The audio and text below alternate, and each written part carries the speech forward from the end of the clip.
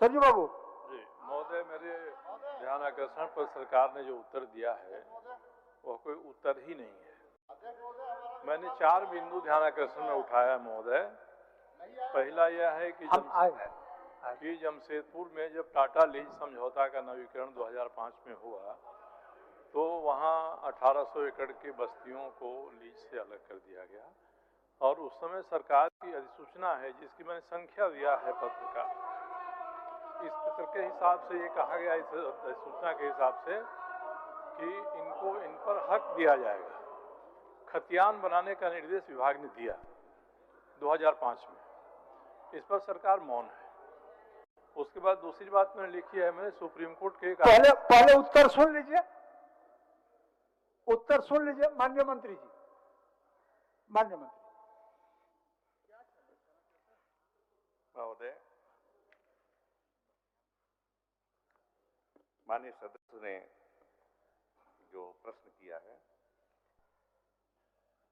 उसका उत्तर, समुचित उत्तर दिया गया है।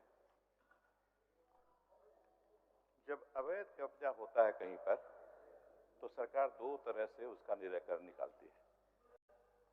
एक कि कुछ जमीन देके उनको टोटली रिमूव नहीं किया जाता, कुछ जमीन दे दी जाती है जहां घर बना हुआ है और बाकी को सरकार ले लेती है। दूसरी पॉलिसी होती है कि सरकार नियमितीकरण कर देती है, रेगुलराइज कर देती है। माननीय सदस्य ने भी अपने ध्यानाकर्षण प्रस्ताव में उदाहरण पेश किया है इंदौर का और दिल्ली का। वो नीति नियमितीकरण की है, उसको सेटल करने की नहीं है। कि 2018 को जो राज्य सरकार ने नीति बनाई वो सेटल करने की बनाई। जमीन आपको जितना भी हो, ज्यादा हो, लेकिन सरकार देगी 10 डिसमिल और सरकार की पॉलिसी अभी तक लागू है। यही बात इसमें। सरजू बाबू और पूछ लीजिए। माननीय महोदय, मैंने यह सब लिखा है अपने ध्यानाकर्षण में। सरकार 10 डिसमिल जमीन पर लीज दे देगी। अब किसी का घर अगर 15 डिसमिल पर बना हुआ है तो 5 डिसमिल वो तोड़ देगा। दिल्ली का मैंने जो उदाहरण दिया है, जो दिल्ली की अत्यंत समृद्ध बस्तियां हैं, उन समृद्ध बस्तियों को नियमितीकरण किया गया है। इंदौर में नियमित किया गया है। उनकी कुछ शर्तें हैं और जब बस्तियों को लीज से अलग किया गया महोदय, तो उस समय मैंने ध्यानाकर्षण में पूछा है कि उस समय विभागीय अधिसूचना निकली है कि इसका खतियान दिया जाएगा इनको। दूसरे, हजारों की संख्या में जमशेदपुर में ऐसे लोग हैं जिनको 1995 से 91 से अवैध दखल का खतियान मिला हुआ है। खतियान वैध है, उस पर कोर्ट फैसला करता है, मगर दखल अवैध कहा गया है। तो मैंने सरकार से यही कहा है कि जब और जगहों पर हो रहा है, आपने भी 2005 में सूचना निकाला कि हम इनको खतियान बना देंगे, तो वह काम कर देना चाहिए। अब जिस अधिसूचना का जिक्र माननीय मंत्री जी ने कहा है, किया है कि 10 डिसमिल जमीन दे दी जाएगी, वह 2018 में पूर्ववर्ती सरकार ने निर्णय लिया। मैं तो यही कह रहा हूं कि इसको रद्द किया जाए, इस अधिसूचना को, और रद्द करने के बाद जैसे दिल्ली में हुआ है, जैसे इंदौर में हुआ है, जो मंशा सरकार ने 2005 में दिखाया था कि हम खतियान बना देंगे, और 1995 से अवैध खतियान बने हुए हैं और उसके आधार पर वहाँ के न्यायालयों में, अधीनस्थ न्यायालयों में निर्णय होता है कि ये जमीन हमारी है कि उनकी है। तो जब इतनी सारी चीजें हैं और सरकार ने माना है महोदय कि इन्होंने जब सर्वे कराया है तो उसमें 17,986 मकान हैं, इसकी संख्या दी गई है, और 1100 एकड़ जमीन पर ऐसे मकान बने हुए हैं महोदय। तो अब मकान किसी का बन गया है 17 डिसमिल का, तो 10 डिसमिल लेगा, बात का क्या होगा। सरकार एक नीति बनाए, नीति बनाएगी सरकार, तो इनको 500 करोड़ रुपए से अधिक की आमदनी होगी इससे। जिस तरह से दिल्ली में, इंदौर में और जगह भी हो सकता है सेटलमेंट हुआ है। मैं तो महोदय सरकार से ही आग्रह करता हूं कि पहला कि 2018 की अधिसूचना को रद्द करे। दूसरा, अगर सरकार का उत्तर जल्दीबाजी में बना है, सरकार और गहन विचार करना चाहे तो सदन की एक समिति बना दे या अपर मुख्य सचिव स्तर के किसी अधिकारी की अध्यक्षता में अधिकारियों की ही एक समिति बना दे। खास करके जमशेदपुर में जो भी उपायुक्त रहे हैं 2-3 उपायुक्त को रख लें, अपर मुख्य सचिव उसके अध्यक्ष हो जाए, ठीक। सरकार एक समिति बना दे महोदय। चलिए, माननीय प्रश्नकर्ता प्रश्न भी किए और समाधान के लिए बहुत सारा विषय को आपके समक्ष रखे, आप अपना निर्णय लें। चलिए,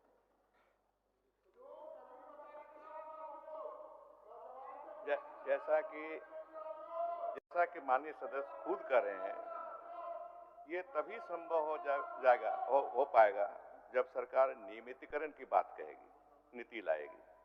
अभी तो सरकार नियमितीकरण नहीं कर रही है, अभी तो सेटल कर रही है इस नीति के अनुसार। तो जब तक कोई नई नीति नहीं बनती है तो अभी की नीति लागू रहेगी और ये विचाराधीन भी नहीं है कि नई नीति बनेगी। इतनी सरकार की ओर से मैं कह सकता हूँ। उत्तर है, सरकार का उत्तर है, पूर्ववर्ती सरकार ने जो निर्णय लिया था सरकार उसी निर्णय पर चलना चाहती है।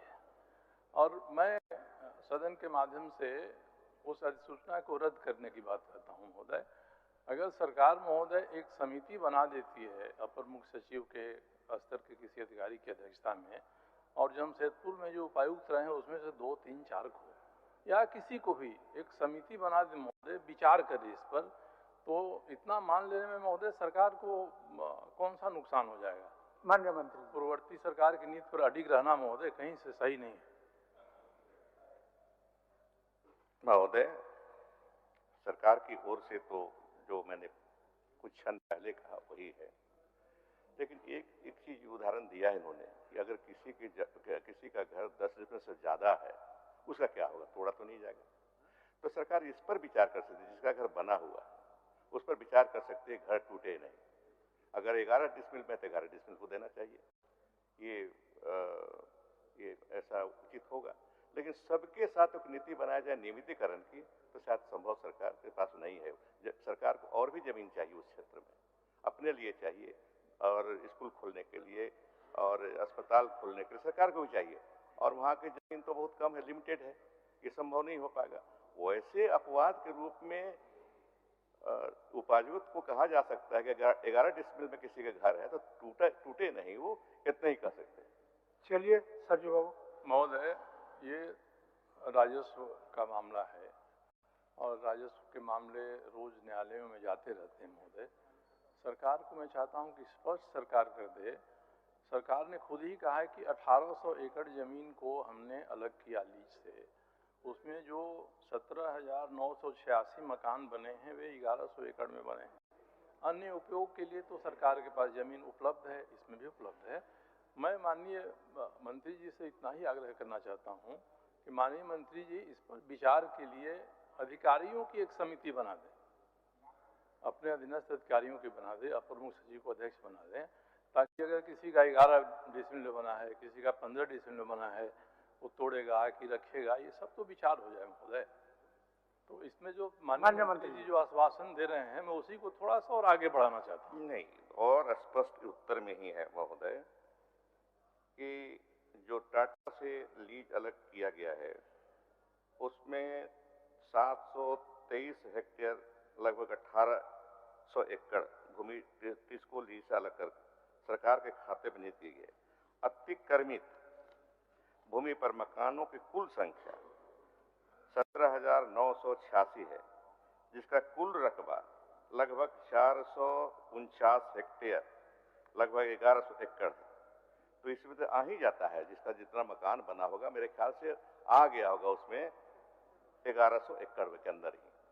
तो अलग से कुछ नीति बनाई जाए या सर्वेक्षण किया जाए, इसका अभी इस नीति के तहत, मैं ये कहूँगी नीति के तहत औचित्य नहीं दिखाई पड़ता। चलिए, मंत्री प्रभारी महोदय हो गया सरजू बाबू, हो गया, सरकार का उत्तर स्पष्ट हो गया।